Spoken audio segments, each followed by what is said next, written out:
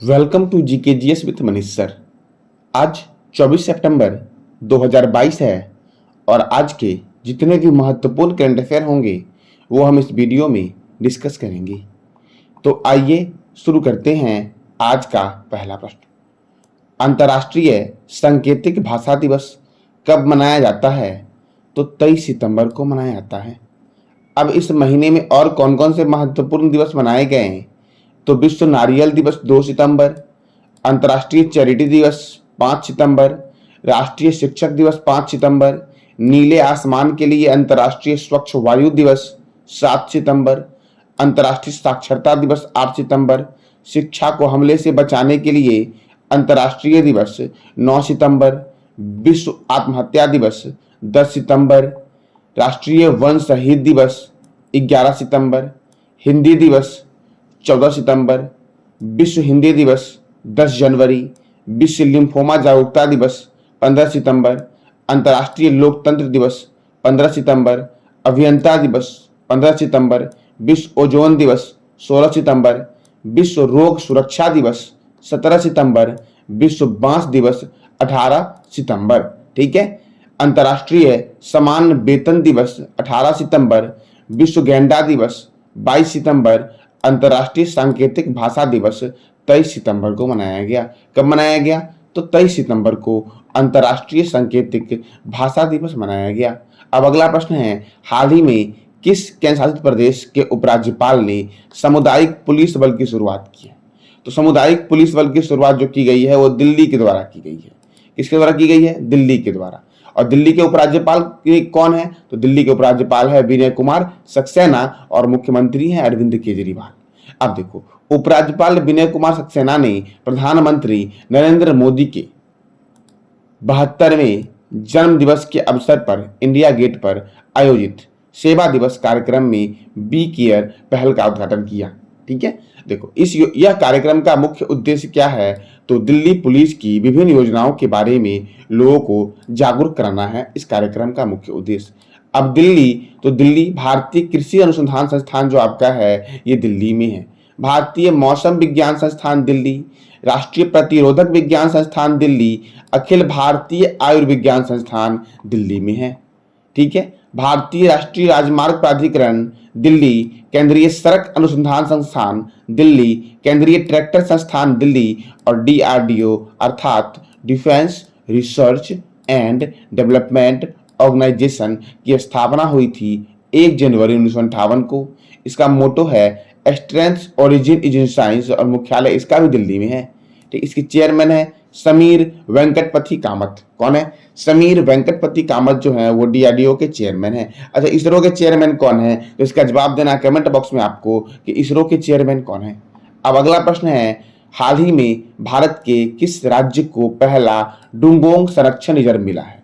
तो डुंगोंग संरक्षण रिजर्व कहाँ बना है? तमिलनाडु में बना है। यह है क्या? तो इसका उद्देश्य लुप्तप्राय प्रजाति का संरक्षण करना है और यह अभ्यारण्य को पाक की खाड़ी में अधिसूचित किया गया है। क्या किया गया है? तो पाक की खाड़ी में अधिसूचित किया गया है। ठीक है। अब यह तमिलनाडु में बना है। तमिलनाडु की राजधानी है चेन्नई, तमिलनाडु के गवर्नर है आर एन रवि, तमिलनाडु के मुख्यमंत्री हैं एम के स्टालिन और तमिलनाडु में राज्यसभा 18 है और लोकसभा 39 है। कितना है तमिलनाडु में राज्यसभा सीट? 18 है और लोकसभा 39 है। अच्छा, सबसे अधिक राज्यसभा लोकसभा उत्तर प्रदेश में है। तो कितना राज्यसभा लोकसभा यूपी में है? इसका जवाब देना आपको कमेंट बॉक्स में कि उत्तर प्रदेश में राज्यसभा और लोकसभा सीट कितना है।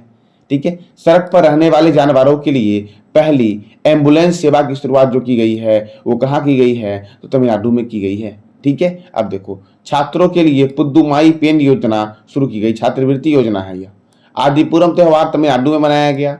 तमिलनाडु मछली के उत्पादन में प्रथम स्थान पर है और अंगदान में प्रथम स्थान जो आपका है वो तमिलनाडु है। कौन है? तमिलनाडु। मद्रास राज्य का नाम बदलकर तमिलनाडु जो किया गया था वो 14 जनवरी 1969 को किया गया था। कब किया गया था? 14 जनवरी 1969 को कर दिया गया था। मेटूर बांध कावेरी नदी पर है। कहाँ पे है मेटूर बांध? तो मेटूर बांध कावेरी नदी पर है और तमिलनाडु में है। पिल्लूर बांध भवानी नदी पर है और यह भी तमिलनाडु में है। इंदिरा गांधी अभ्यारण्य, मुद्दुमलाई अभ्यारण्य, मन्नार की खाड़ी मरीन राष्ट्रीय उद्यान कहाँ पे है? तो तमिलनाडु में है मन्नार की खाड़ी मरीन राष्ट्रीय उद्यान। अब अगला प्रश्न आपका है, हाल ही में किसने HPCL के साथ ईवी चार्जिंग इंफ्रास्ट्रक्चर स्थापित करने हेतु समझौता पर हस्ताक्षर किया है? तो ये किया गया हीरो मोटर कॉर्प्स के द्वारा। हीरो मोटर कॉर्प्स जो आपका है वो ईवी चार्जिंग इंफ्रास्ट्रक्चर स्थापित करने के लिए HPCL के साथ समझौता किया है। अब हीरो मोटर्स ने किया है, तो हीरो मोटर्स का हेडक्वार्टर है आपका नई दिल्ली में। इसकी स्थापना हुई थी 19 जनवरी 1984 को और संस्थापक है ब्रिज मोहन लाल मुंजाला, ठीक है, और सीईओ है पवन मुंजाला, ठीक है, मुंजाल, ठीक है। अब देखो HPCL तो Hindustan petroleum corporation limited, HPCL का मुख्यालय मुंबई में है और इसकी स्थापना हुई थी 1974 में। कब हुई थी? 1974 में। और इसके CMD जो है आपके वो है पुष्प कुमार जोशी। कौन है? तो पुष्प कुमार जोशी इसके CMD हैं। अब अगला प्रश्न आपका है, मैक्स लाइफ ने किसे अपना ब्रांड एम्बेसडर बनाया है? तो मैक्स लाइफ जो आपका है वो रोहित शर्मा और रितिका सजदेह को अपना ब्रांड एम्बेसडर बनाया है। किसने? तो मैक्स लाइफ ने रोहित शर्मा और रितिका सजदेह को अपना ब्रांड एम्बेसडर बनाया, यानी कि A और B दोनों को। मैक्स लाइफ इंश्योरेंस का मुख्यालय जो है ये नई दिल्ली में स्थित है और इसकी स्थापना 2001 में की गई थी तथा इसके MD एंड CEO हैं प्रशांत त्रिपाठी। कौन है MD एंड CEO? तो प्रशांत त्रिपाठी इसके MD एंड CEO हैं।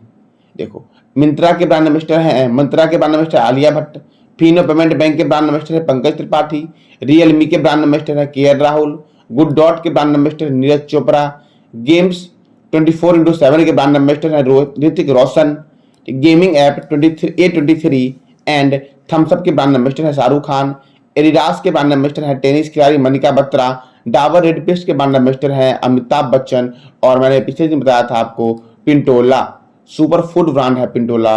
पिंटोला के ब्रांड एम्बेसडर हैं सुनील छेत्री। कौन है? सुनील छेत्री। अच्छा, सुनील छेत्री का संबंध किस खेल से है? इसका जवाब देना आपको कमेंट बॉक्स में कि सुनील छेत्री का संबंध किस खेल से है।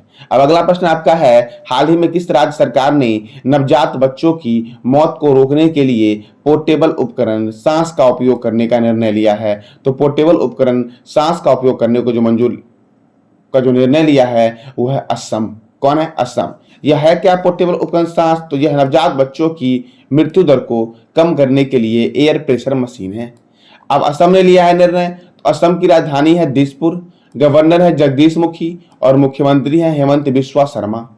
असम में राज्यसभा 7 है, लोकसभा 14 है। असम में मानस राष्ट्रीय उद्यान है, नमेरी राष्ट्रीय उद्यान है, राजीव गांधी औरंग राष्ट्रीय उद्यान कहाँ पे है? तो असम में है राजीव गांधी औरंग राष्ट्रीय उद्यान। देहिंग पटकाई राष्ट्रीय उद्यान असम में है, पोवा वन्य जीव अभ्यारण्य असम में है, रायमोना राष्ट्रीय उद्यान असम में है, उमानंदा मंदिर ब्रह्मपुत्र नदी में मयूर द्वीप पर स्थित है उमानंदा मंदिर। ठीक है, कहाँ पे है? तो उमानंदा मंदिर जो आपका है ये ब्रह्मपुत्र नदी में मयूर द्वीप पर स्थित है उमानंदा मंदिर। ठीक है, असम। तो असम जो आपका है लवलीना बोरगोहेन असम के समग्र शिक्षा अभियान की ब्रांड एम्बेसडर बनी। भारत का पहला मछली बाजार ऐप फिशवाला असम ने लॉन्च किया। दुनिया का पहला आनुवांशिक रूप से रबर का पौधा लगाया गया, कहाँ पे? असम में लगाया गया। अच्छा, पौधे के लिए बात करूं तो दुनिया का पहला वन विश्वविद्यालय जो बन रहा है, मतलब वन विश्वविद्यालय कहाँ बन रहा है? भारत के किस राज्य में वन विश्वविद्यालय बन रहा है? ठीक है, अजंता नियोगी पहली महिला वित्त मंत्री बनी असम की। पुतोला नाच यहाँ का पारंपरिक कठपुतली कला है। भ्रमण सारथी योजना महिलाओं और बुजुर्ग को मुफ्त बस सेवा दिया जाएगा इसमें। किसान रथ ऐप फल और सब्जी की ऑनलाइन बिक्री के लिए शुरू किया गया। ठीक है, पहली महिला IAS अधिकारी पारुल देवी दास थी जिनका अभी हाल ही में निधन हो गया, असम की थी ये।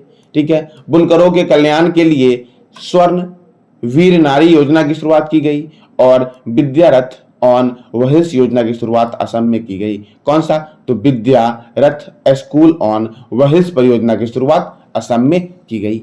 अब अगला प्रश्न आपका है, हाल ही में केंद्र सरकार द्वारा किस कंपनी को महारत्न का दर्जा दिया गया है? तो REC लिमिटेड को दिया गया है महारत्न का दर्जा। अब REC लिमिटेड क्या है? तो इसकी स्थापना 1969 में गैर बैंकिंग वित्त कंपनी के तहत की गई थी जो पूरे भारत में बिजली क्षेत्र के वित्त पोषण और विकास पर ध्यान देती है। यह विद्युत मंत्रालय के अधीन कार्य करता है और इसके प्रबंधक निर्देशक जो आपके हैं वो है विवेक देवांगन। कौन है? विवेक देवांगन REC लिमिटेड के प्रबंधक निर्देशक हैं। अब अगला प्रश्न आपका है, हाल ही में असम पुलिस ने नए भर्ती हुए कमांडर को प्रशिक्षित करने के लिए कौन सहमत हुआ है? यानी कि अब असम पुलिस में जो भी नए भर्ती कमांडर होंगे उनको कौन करेगा प्रशिक्षित? कौन करेगा? तो भारतीय सेना करेगा। कौन करेगा? भारतीय सेना। और अभी मैंने जस्ट बताया कि असम की पहली महिला IAS पारुल देवीदास थी, जिनका अभी हाल ही में निधन हो गया है। ठीक है, अब देखो असम तो असम के पुलिस जो नए ज्वाइन किए कौन करेगा? भारतीय सेना करेगा। तो देखो अब इंडियन एयरफोर्स के बारे में बात करते हैं, इंडियन नेवी के बारे में बात करते हैं और इंडियन आर्मी के बारे में बात करते हैं। तो इंडियन एयरफोर्स जो है इसका मुख्यालय कहाँ पे है? तो नई दिल्ली में है। तीनों सेना का मुख्यालय नई दिल्ली में है। और इंडियन एयरफोर्स डे मनाया जाता है 8 अक्टूबर को और इसकी चेयरमैन जो हैं वो हैं एयर चीफ मार्शल विवेक राम चौधरी। यानी कि इंडियन एयरफोर्स का सर्वोच्च पद होता है एयर चीफ मार्शल। ठीक है, और कौन है वो? Vivek Ram Chaudhary. Indian army day मनाया जाता है 15 जनवरी को और chief of the army staff हैं जनरल मनोज पांडे। ठीक है, तो आर्मी का सर्वोच्च पद कौन सा है? जनरल। अब नेवी डे मनाया जाता है 4 दिसंबर को और इस अभी जो नेवी के चेयरमैन है chief of the naval staff हैं वो है एडमिरल R हरि कुमार। कौन है नेवी के? कौन है? तो R Hari Kumar, admiral R Hari Kumar जो हैं वो नेवी के चेयरमैन है। ठीक है, तो ये था आज का आपका करंट अफेयर। अब आपको मैंने एक क्वेश्चन पूछा था कल आपसे कि कौन सी फिल्म ऑस्कर 2023 के लिए नामित की गई है? तो छेलो सो गुजराती मूवी है जो ऑस्कर के लिए नामित की गई है। इससे पहले जो ऑस्कर की नामित प्रमुख फिल्में थी वो थी मदर इंडिया 1957 में नामित की गई थी, सलाम बॉम्बे 1988 में, लगान 2001 में, श्वास 2004 में, पहेली 2005 में, रंग दे बसंती 2006 में और ऑस्कर पाने वाली प्रथम भारतीय महिला भानु अथैया है। ठीक है, देखो विश्व फिल्म जगत में सर्वाधिक प्रतिष्ठित इस पुरस्कार की शुरुआत national academy of motion picture arts and sciences संयुक्त राज्य अमेरिका के द्वारा 1929 में की गई थी। यानी कि ऑस्कर पुरस्कार कब से दिया जा रहा है? 1929 से दिया जा रहा है और इसका ऑफिशियल नेम जो आपका है वो है एकेडमिक अवार्ड ऑफ मेरिट। ठीक है, आज का आपका प्रश्न है, हाल ही में नॉर्थ चैनल को तैर कर पार करने वाले पहले उम्रदराज भारतीय कौन बने हैं? तो इसका जवाब देना है आपको कमेंट बॉक्स में। ठीक है, तो ये था आज का आपका करंट अफेयर। जानकारी अच्छी लगी हो तो लाइक करें, शेयर करें और सब्सक्राइब करें। धन्यवाद।